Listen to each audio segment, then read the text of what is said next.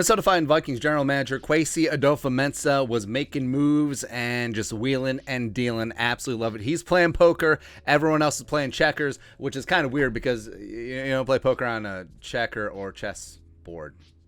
Anyway, Kwesi was getting it done and working all the analytics, working all the angles, trying to improve this football team, trading Jesse Davis to the Steelers, trading for Ross Blacklock from the Texans. Letting go of Armand for Watts.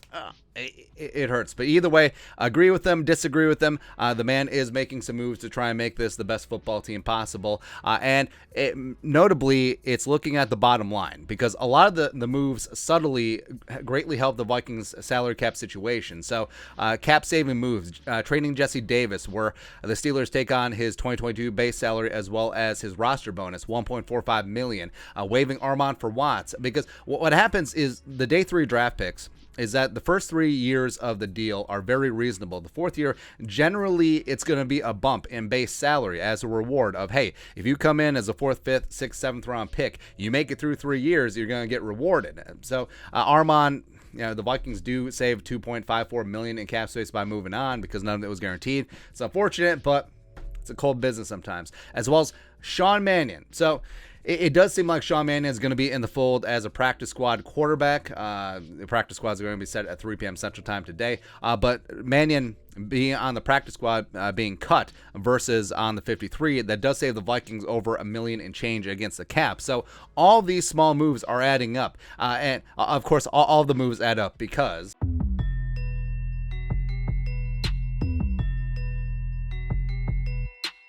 so as of right now, the Vikings salary cap estimate. Now, these numbers are from Over the Cap, and it also factors in transitioning from the top 51 to the 53-man roster calculation. So you have 2 more numbers onto the list. But total cap liability, so that is top 53. Well, not top 53. That's the 53-man roster. That is the dead cap that you're carrying this season. That is the players on injured reserve. Yes, players on season-ending injured reserve. Their cap numbers stay on the books, as well as the PUP list. So Ryan Connolly as well as Blake Prohl. So that is all that added up. 53-man rooster, 174, blah, blah, blah. Bottom line, team cap space as of right now is roughly $11.2 million. So you need a couple $1 million because, knock on wood, it is what it is. Injuries do happen, and you need money to bring guys in as free agent, as guys go on injured reserve and back and forth, etc. Right? So you need a couple $1 million to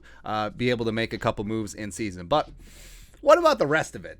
Why are they pinching pennies with Armand Watts and Jesse Davis and Sean Mannion? Even though, what are they loading up for?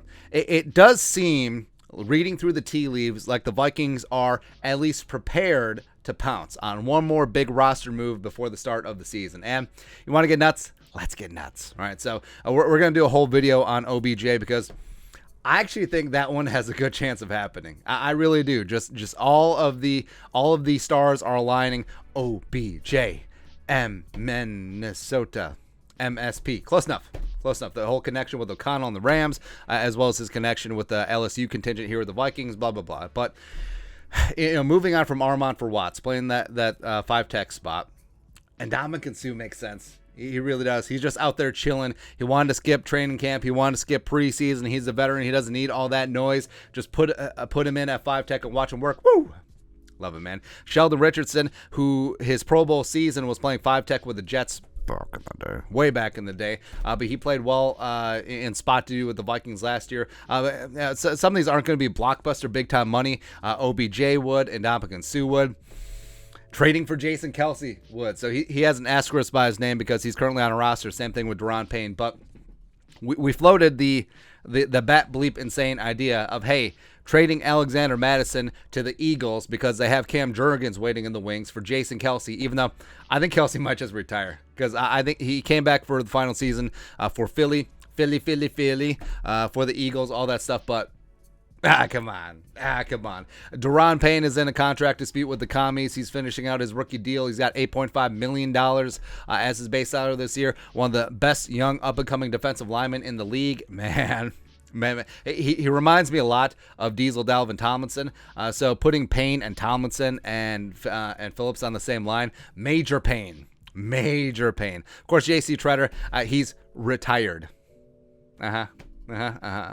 Also, cornerback Logan Ryan, who the Bucs let go, and they're probably going to bring back. But the Vikings do have some questions at the slot cornerback position. Hey, Logan Ryan, the pride of Rutgers, throw a couple $1,000,000 your way. You want to come play slot for the Vikings? Go ahead. As well as O.J. Howard, the juice is loose with the Buffalo Bills. So I don't know. But either way, it does seem like Kwesi was just scraping together a couple of pennies, making sure they save as much cap as possible. So, I mean, it could just be being fiduciarily, that's not the word, fiduciarily, I don't think I used that correctly, but a fiduciary responsibility of Rob Brzezinski and Kwesi adofo-mensah to the team, or are they preparing? Are they getting ready for one more big-time blockbuster push to start the season? Woo! Love it, man. Football's fantastic. Your thoughts are our thoughts. A Viking salary cap update, as well as one more big roster move left. I don't know. Let us know your thoughts and our thoughts in the comment section below. Subscribe for daily Vikings takes. Want to support the work? Put a little something in the Venmo. But till next time, Skol, production value.